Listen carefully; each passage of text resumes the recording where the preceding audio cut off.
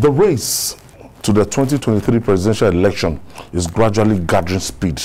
While many politicians are joining the race, the national leader of the All Progressive Congress, APC, Asiwaju Bola Ahmed Tinubu, continues to gather momentum.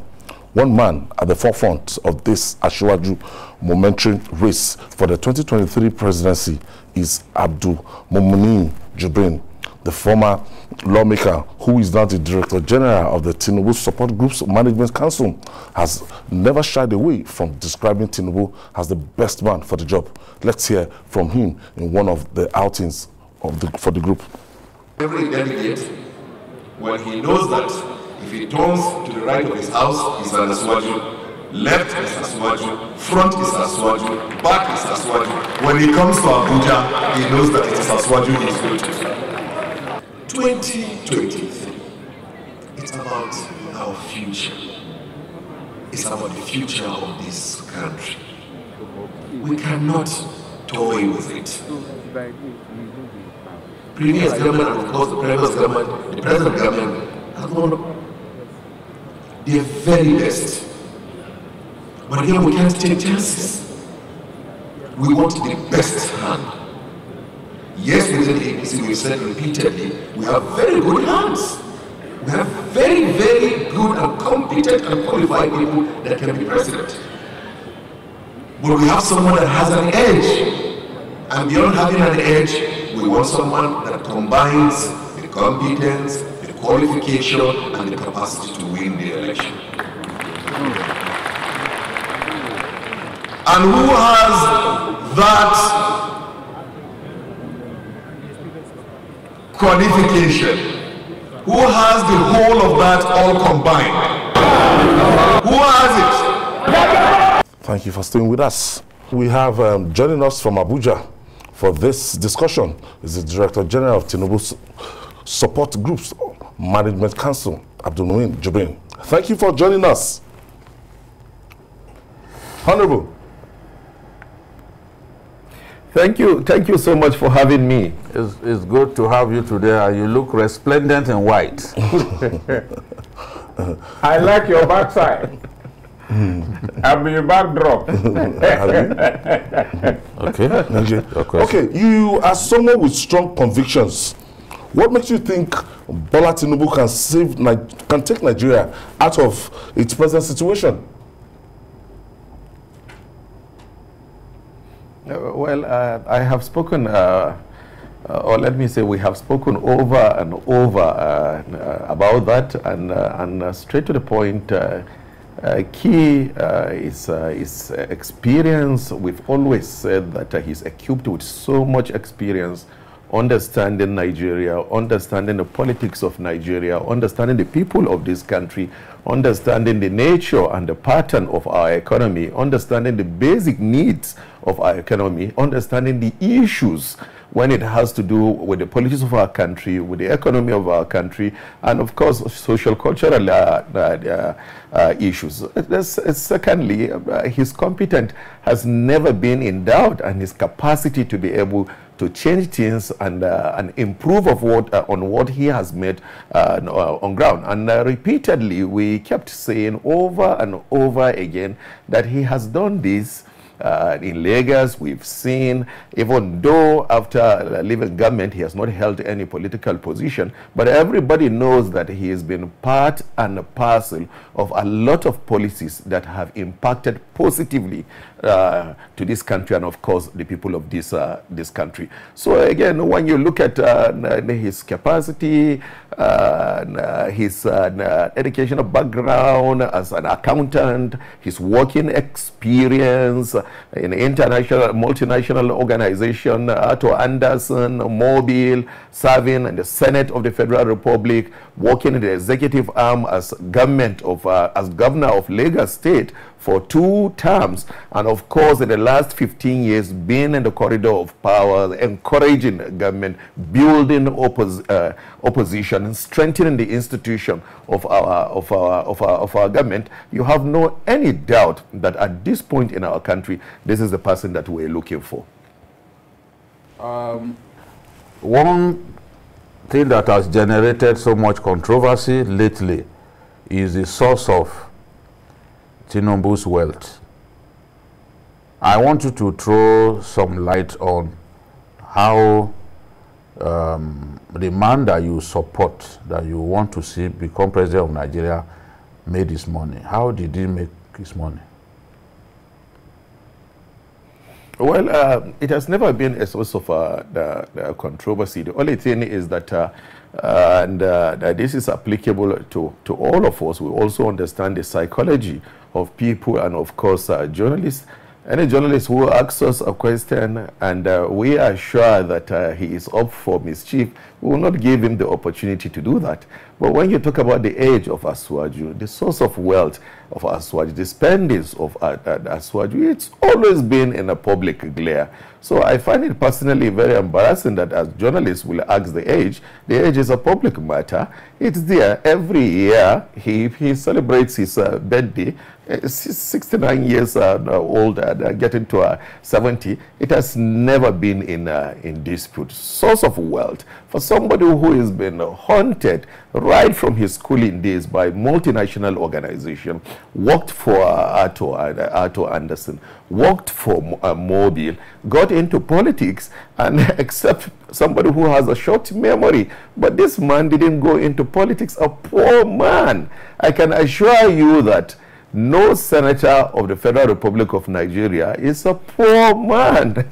And he went into politics as a senator of a federal republic. He has means. And of course, after that, it's in the public glare. This man has blood in his DNA. He has business in his DNA.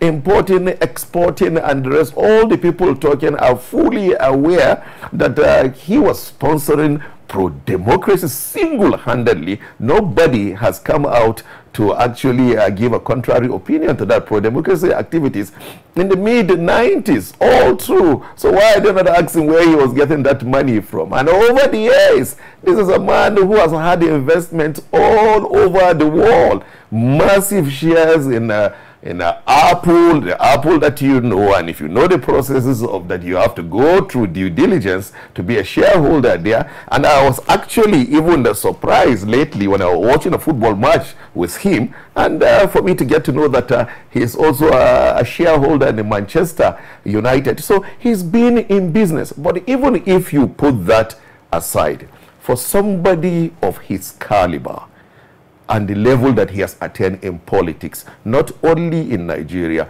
all over the world, a politician of the standing of Asiwaju will have enormous goodwill.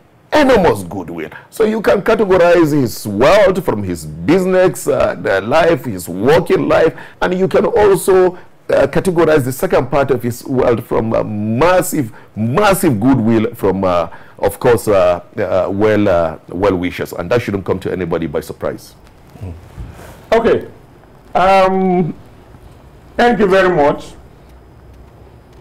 Your candidates have been moving around the country, and from the feedback you are getting, are you sure Nigerians are in his support, especially from the northern parts of the country?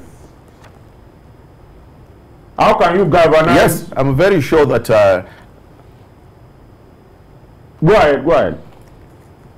Yes, I'm very sure that majority of Nigerians are in support of him.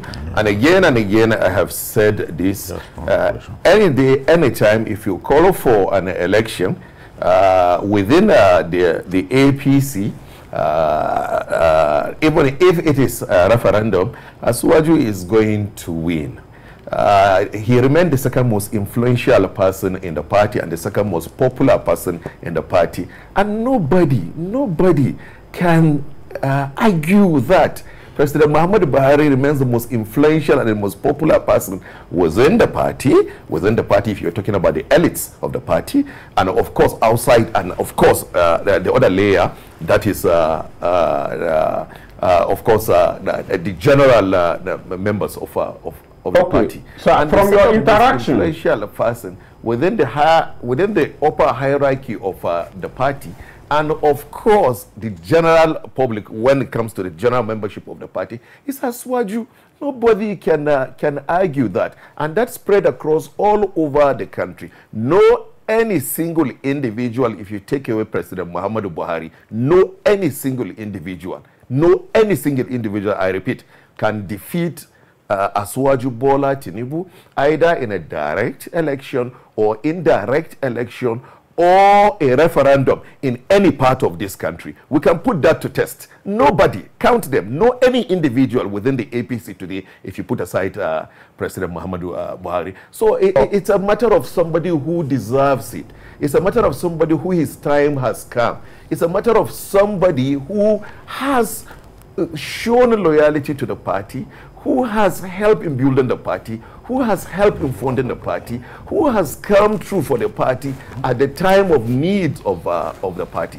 And I think this is a time for the party to come and rally around him. In any case, President Muhammadu Buhari is the most influential, and he is the second most influential in the party. And of course, he's a symbol of the APC, whether we like it or not. Okay. Thank you very much. But from your interactions with Nigerians across board, sorry to interrupt you. Okay. That also applies to the country in general. Apart from the APC, he is also popular when it comes to the general election. And I have also challenged anybody to a public debate that Asiwaju remains the front runner in the 2003 presidential election, whether within the APC or generally all the party combined. Okay, so what are the immediate problems from your interaction with various cadre of Nigerians?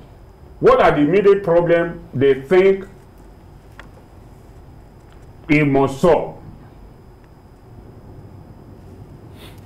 Yes, of course, as you know, these are problems that are universal.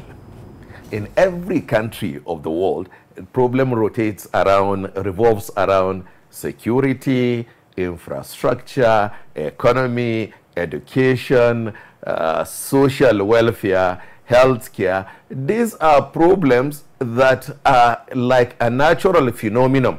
Since when we are born, all these problems have been in existence. When you go back to the First Republic and pick newspapers and read, you will even be convinced that the problems that we are facing now are the same problems that we are facing then. It's not only applicable to Nigeria. All over the world is the same thing. It is only that from one country to another, it differs. When you go to the United States, in England and the rest, they're still talking about infrastructure, but on a lower scale. More of healthcare, more of education, and the rest. So in Nigeria, to narrow down the issue to Nigeria, this revolves around the same issue of economy. And when you talk about the economy, people want a trickle-down effect. I don't like saying they want to see food on their table because it can be misrepresented. The most important thing is that, yes, the economy has been diversified. Yes, there is growth. Whosoever said the economy has not been diversified, he cannot really see. He needs additional glasses to be able to see. But what we also need to work on, of course, that usually takes a bit of time, is to ensure that it trickles down. So, of course, there's the issue of the economy, and people want an increase in and trickling down so that they can be able to have funds that they can call theirs in their pocket. Then when you talk about infrastructure, we've done a lot in the last 7 years. Again, they want to see that these infrastructures are being completed. They want to see an overhaul of the health sector, of affordable housing, affordable educational system. President Muhammadu Buhari has done a lot, has done a fantastic job in the last 7 years. And what you keep hearing everywhere you go around the country is that nobody better than Asiwaju, because he has demonstrated that he can. And even his worst critics have never for once questioned his competence and his capacity.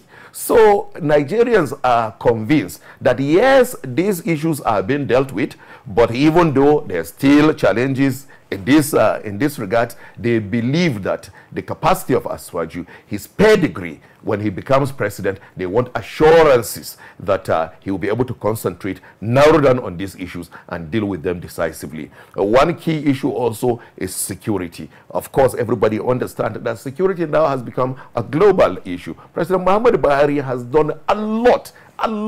But again, because we are faced with a new kind of security situation in the last couple of years, the more the government try to proffer a solution to block an emerging trend, they also, the bandits,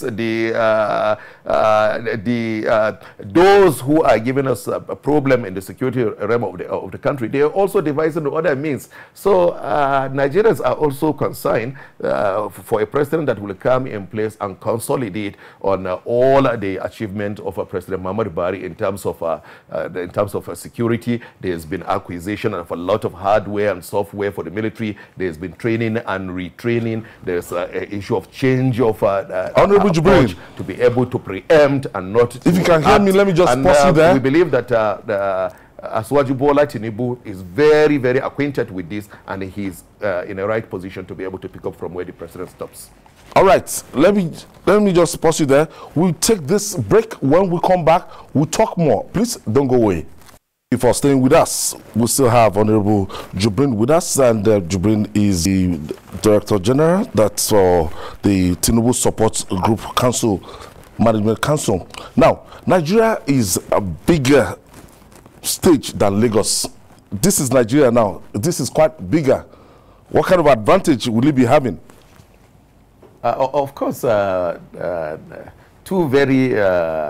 If you are a researcher and you want to take two places in Nigeria to be able to test the capacity of someone vis-a-vis his ability to be able to manage Nigeria, even though all the states you can also do that. The first state that comes to mind is Lagos and Kano. And of course, then you can move a bit downward, talking about Kaduna, Oyo, Ibadan, and the rest. But so it's clear when you look at Lagos, the population, the diverse nature of the residents of Lagos, and of course the sophistication of Lagos itself, and of course Kano. They are all places that once somebody becomes a governor there, succeed as a governor, you do not have any doubt that if you give him a bigger responsibility in the Nigeria of today, that he is going to make good of it. In any case, this issue is becoming even monotonous. We've spoken so much about it everywhere. Everybody knows what Asiwaju has done in Lagos, and nobody is going against or arguing against that. He managed Lagos well from what he met Lagos, build up Lagos in every aspect, lay a long-term blueprint, lay a solid foundation, and most importantly, not only doing that, but building a chain of leaders that have continued to contribute to the progress and development of not only Lagos, but Nigeria as a whole. You see, I'm not bothered because majority of Nigerians understand this, and he will get a welcome anywhere he goes in this country. But I also sympathize with those who will continue to criticize Asiwaju. In other part of the world, in other climes, somebody like Asiwaju will be put in a very spatial, place created for statesmen and men of honor in the history of our country because of what he has done. So people like us who have come out and decide to support him and decide to put in our best, we are not just doing that for doing sake. We're doing it because we know that this man has the capacity to continue from where President Buhari stopped and be able to complete all the good work and meet the yearning and aspiration of Nigerians as a country. So for him to have succeeded as governor of Lagos State is a good basis to be able to assess him. And it's a good ground to be able to say, yes, he will be able to succeed when given a bigger assignment. Someone who sees Asiwaju fairly regularly, can you attest to his high fitness level given the rigorous nature of campaigns and even leading Africa's largest nation? We've shared our perspective about this, and I'm glad you said for somebody who relates with him very, very often. And I get very surprised all the time when I read these things on the pages of newspapers, sometimes in the social media and the rest. But again, if you relate with him on a constant basis, you will understand that the required fitness to deal with the responsibility of the office of the president, Asiwaju possesses it. Both physical fitness and mental fitness. Mental fitness, Asiwaju is A1 here. His distinction upstairs. If you know him, you know that. Completely sound person. Both in the urban sense and in the, what do you call it, street sense, that how you call it, your broken, our broken English. So you see, when I started relating with him from a close range, I smile all the time when I talk. Just before this time, I was having a conversation with my wife, and I was telling her that I think some people, they are in the minority, do not understand how sound Asiwaju is. And you know the interesting thing, he understands exactly what the problems are and what he is going to do. I just don't want to go into details, but when you sit with him and have conversation and see how he dissolves the problem of Nigeria and how to deal with it and how to pick up from where President Muhammadu Buhari stops, you'll be amazed. So in terms of the physical fitness, he's fit. Mentally, he's fit to be the president of the country. Like every human being, he will fall sick, he will get well. Everybody does. I fall sick as well. You fall sick as well. So I don't think that should be a big issue. And that's why we keep saying that the conversation should move to real issues. Why are people not saying that, no, I'm worried he cannot do the job. I'm worried he's not an intelligent man. I'm worried he does not have a pedigree. I'm worried he's not a good manager of people. I'm worried he does not have the temperament. I'm worried he cannot carry everybody along. I'm worried he cannot manage the money of Nigeria. I'm worried he cannot improve. I'm worried he cannot improve the revenue base of Nigeria and get us out of this shackle of revenue crisis. I'm worried that he cannot pick the best brain in this country and put them in the best places. Why are people not talking about that? That's where the conversation. Do you see religion playing a significant role in deciding Nigeria's next president? You see, this is a very sensitive issue to Nigerians. And the last time I spoke about it, yes, a lot of people really got the picture where I'm coming from. And let me try to choose my word very carefully. And let me preempt you. I'm not going to talk about where, of course, by the grace of God, the candidate of the APC, where he's going to, Asiwaju Bola Tinubu, where he's going to choose his running mate. Of course, he's going to be the candidate by the grace of God. I don't know. When we get to the bridge, we are going to cross it. But the point that I made was that, and let me re-emphasize today, that the issue of religion in our politics is very important. But when it comes to the actual election, it has always proven otherwise. So you could say, oh, you have to run with a Muslim, or you have to run with a Christian, or you have to, however you look at it. But in few instances where these things were put to test, it didn't prove that Nigerians actually bother about that. That's what I keep saying. So we said, okay, MKO 1993, people say, oh, that was a very, very long time ago. But, well, it is still Federal Republic of Nigeria. Put that aside. In recent history, I've tried to draw example from the different situations in the National Assembly where we have a Christian, David Mark, and, of course, Ike Kweremadu. It was the same thing that played out. No, don't try that. Don't try that. You will lose the election. They went to the election. They won. The Muslims voted them.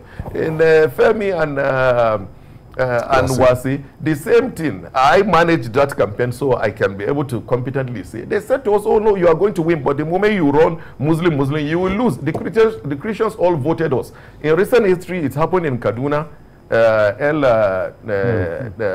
El-Rufai, the same thing. Muslim, he won. So we've had history of Christian. We've had history of Muslim. The point is that in conversation and in perception, we get emotional about it.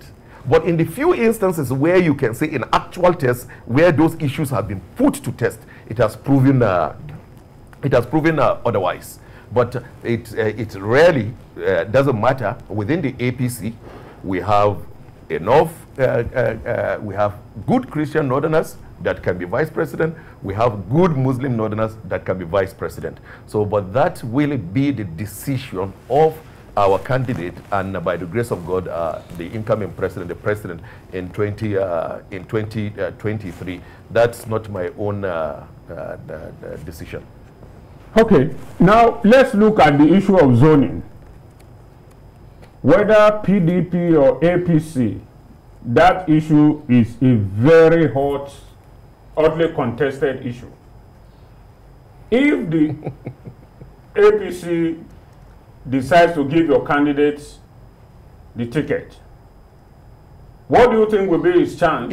What are his chances to face a PDP candidate from the north? Because if APC picks from the south, we can bet on it that the PDP will pick from the north. What are the chances of your candidates? I will answer this question separately. On the first, the issue of the zoning, by supporting Asiwaju, implicitly it means that I support that the presidency in APC, of course, should be zoned to the southern part of the country. And I believe that I am not worried about expressing my opinion publicly, but I respect other people's opinion. Clearly, those who hold contrary opinion, I respect their opinion, but this is my own opinion. I believe that a northerner has served 8 years, and it should not even be a discussion on the table. No matter how, even when you say, oh, in the entire democratic experiment, we've been shortchanged and everything, whatever balance we want, let it be a matter of the future. The most important thing is that in the last 8 years, a northerner has been president. I don't think APC will try to toy around with that matter. I believe that confidently the presidency is going to go to the southern part of the country, and when it goes to the southern part of the country, Asiwaju stands clearly out. When you look at all the possibilities, and the rest stands clearly out in terms of experience, in terms of capacity, in terms of competence, pedigree, and most importantly, the ability to win the election, which is a very, very important. I believe that more than anyone else, his gap is quite huge with anybody in the race today to be able to win the general election. That is against any other political party after winning the primaries with for the APC. That's on one hand. On the other hand, talking about PDP fielding a northern candidate, it also takes us back to the issue of zoning. Of course, the PDP are also, a lot of them are also our friends, and we have this conversation. And I repeat again, I respect all of them that holds contrary opinion, but this is my own personal opinion. The argument has always been that zoning is more of a party issue. So in APC, it's a different ball game. In PDP, the last president is a Southerner, Goodluck Jonathan. But the reality is that the entity that is subjected to this zoning is Federal Republic of Nigeria. It's not Federal Republic of APC. It's not Federal Republic of PDP. So I believe that it might be unfair for you to argue, even within PDP, that the presidency should come to the northern part of the country. But I'm not trying to incite their members, but I know that the southern leaders from the PDP will have a lot of explanations to do to their people if they cede the presidency to the northern part of the country for very obvious reason. Coming back to the fact that if eventually they field a northerner, if it is going to affect the chances of Tinubu, it will not affect the chances of Tinubu. Look, this thing didn't start today. This gentleman has invested heavily in the system. He has invested heavily. He's built network. He's built goodwill. It cuts across all the country. And I have said this severally. Go to the northern part of the country, state by state, and show me one presidential candidate that has more support. Even random sampling activities going on the street.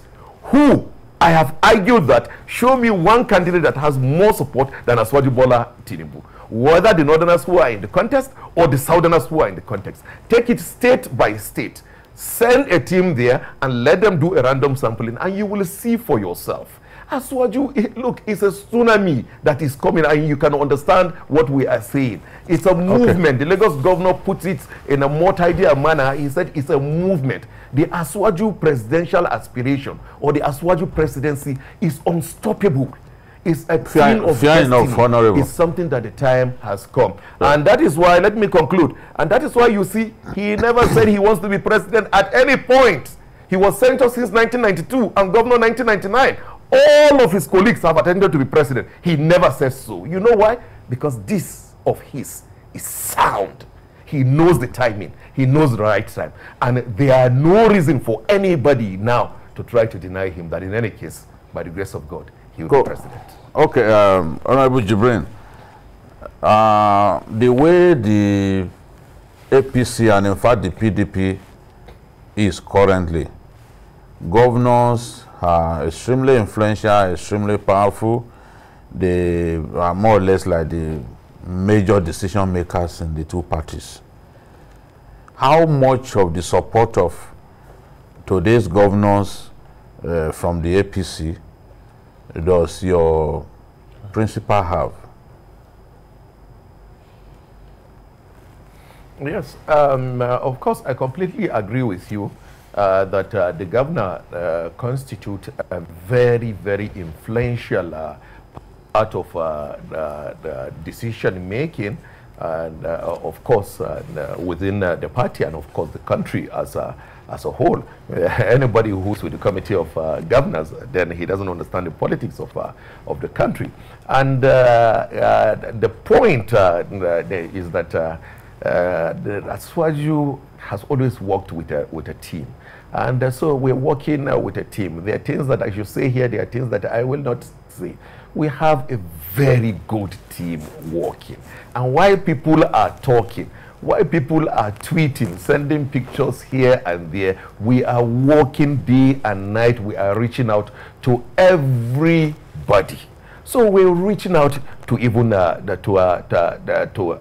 the governors, and the result has been extremely positive. You understand that it will be difficult for you to have 2-3 governors or 4-5 that their interests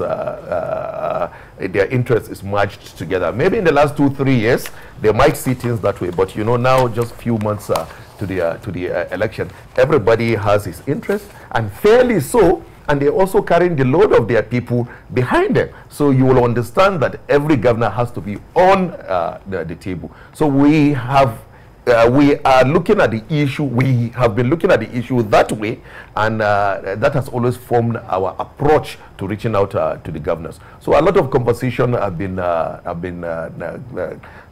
going on. I wish I can be able to mention them, but I'm very confident that we are already getting to the line where most of these governors will also come out to show where they stand in what we're doing. But we have a lot of governors who are working with us very positively. And of course, I sent out a tweet a couple of days ago. And for somebody who is sitting as the Director General, you know that whatever comes out from me, it's fact. So we're working with the governors. We're still talking with those who think differently from us. And the purpose is that we are not only satisfied getting the numbers that we need to win an election. We also want to carry along everybody. We want to carry along everybody. Those who are afraid that they've offended Asiwaju, if you sit with Asiwaju, he has repeatedly said it,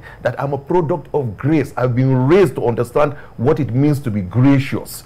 I cannot have the presidency and be saying, oh, Mr. A, Mr. B has offended me. He's not that sort of a person. You can see it in and out. People offend him, come back, he embraced them. So the whole idea is to be able to enlarge the scope, get a room for everybody, and ensure that everyone is carried along. Our conversations with the governors will continue as a group and as individuals, and I'm pretty sure that we'll be able to have a discussion with everyone and reach some understanding. I want to thank you, the Director General of Tinubus Support Groups Management Council, Honorable Abdulmumin Jibrin. Thank you so much. Thank you for your time. Babajide, this is getting very interesting, and we promise our viewers that as much as possible, we are going to, Rocha Sokorocha was the one earlier, and this is this DG of Bola Tinubu, and more people will still come out. Yes, if you don't forget this man, his expert, the House of Representatives, former House Committee Chairman on Appropriation. And finance. Before then, when he engaged Okonjo Iweala, that was how he became popular. You know, that I can't forget that day. He's doing a good job for his preferred aspirant, not a candidate yet. His preferred aspirant, and I wish him Godspeed as he continues to galvanize support for the Asiwaju of Lagos. It's going to be very interesting days ahead. It's really going to be very interesting, because this man, the way he marshaled his point, and all of those issues, he addressed those issues. I didn't even know that Asiwaju was a shareholder of Manchester United. Manchester United, yes. Like that. I mean, so some of those things I thought it was now. Glazers only. I know that he's always been a supporter of Manchester United, a fan, just like BRF. Well, I didn't know he was a shareholder.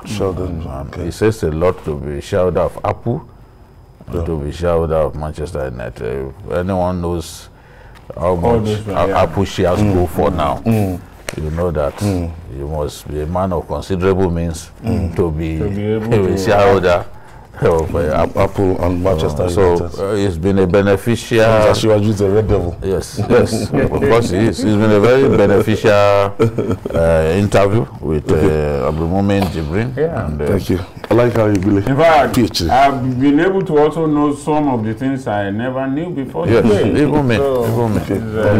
And I'm happy he answered the questions, because those questions needed to be answered. Exactly. And that are offering to